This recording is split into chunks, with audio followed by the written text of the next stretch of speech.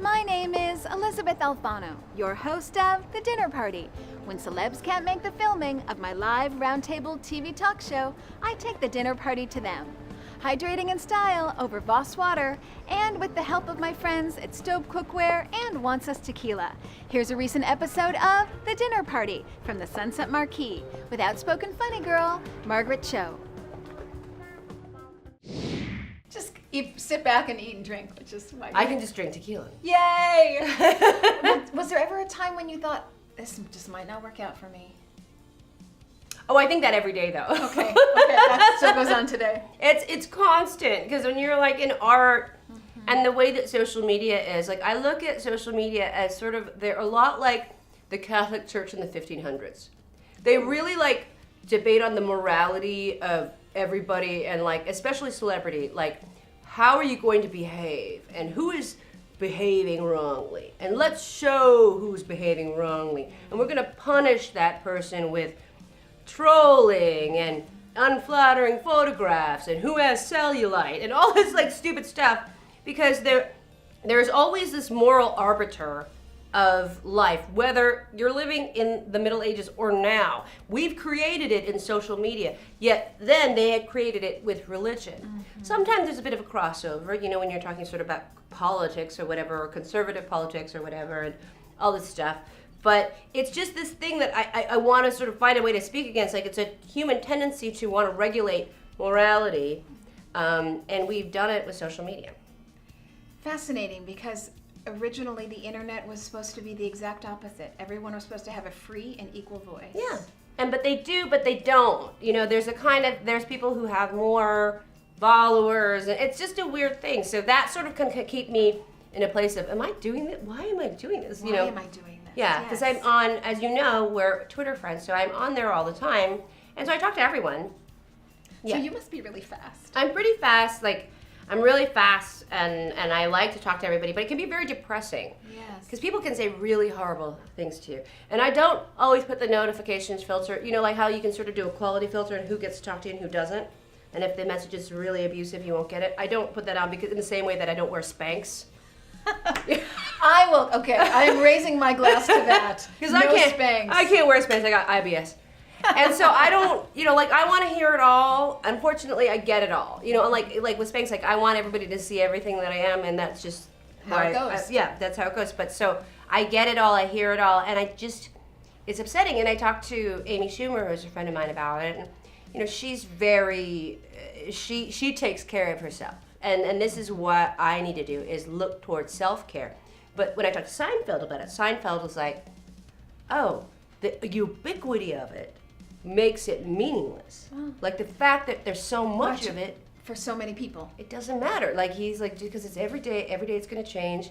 It is that it's so much out there, it doesn't matter. But Amy's approach is very different to his. You know, they're in different places in their lives. Right. But I have to listen to both. So I know they're both right. And they're different, you know, Jerry had a long career that everybody loved. I got to think very few people dislike Jerry. I mean, just, you know, whereas... He's an icon. Yes, whereas a female who's standing out, who's outspoken, it's a different game. It's a different game, but also when you're talking about how to understand fame and like what it does to a person. And... you know, Jerry's had so much of his life in the spotlight, but his direction, like his sort of direction of thinking, is sort of in a different way. He's always sort of thinking things in a different way, and so I sort of like to look at him as like Sun Tzu.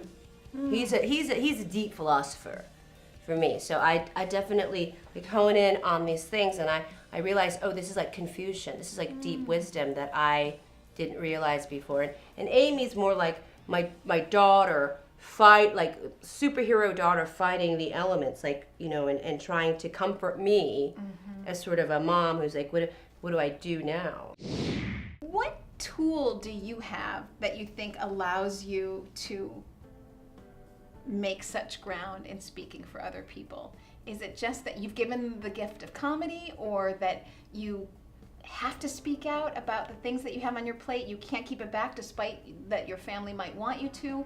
What do you think is your one strongest asset that allows you to keep going at it? I'm sad because I'm such a bitch, and I just want to force people to listen to me, and I'm like, I don't care what you think. I just don't care what you think. This is what I have to say, and that I put my opinion higher than anybody else's. And that's kind of a rare thing for people, because like, you get insecure and you're like, should I be saying this? Like, I don't know if I'm supposed, this is an impolite company, this is a mixed company, whatever that company is. I don't care. Like, my thing I have to say is so much more important than anybody else's. And that's my gift and my downfall. Yes, empowering, and then probably poses some trickiness for you from time to time. Like, I have to talk through the foot that's already in my mouth. Like, it's very hard. Chewing on the toes Yeah. as you make your sentence. So it's both a wonderful aspect to what I do, but it's also the thing that gets me the most in trouble. But that's fine. I don't really care. And is that the advice that you would give to someone else? Just don't care what other people think? I'm like this weird level of celebrity where people kind of know, and then if they know, then they're excited about it, but it's not enough to like go through my garbage. Okay. But maybe they do go through my garbage. I don't know. I'm not sure. I'm glad that we think, at least for the moment, that no one's going through your garbage. They could. Have it. It's my garbage. All of the recycling is really meticulously separated. Okay. Well, that's what we will find in Margaret Cho's garbage. Noted. I compost. That's a thing. Thank you for composting. Thank you. I will send a tweet.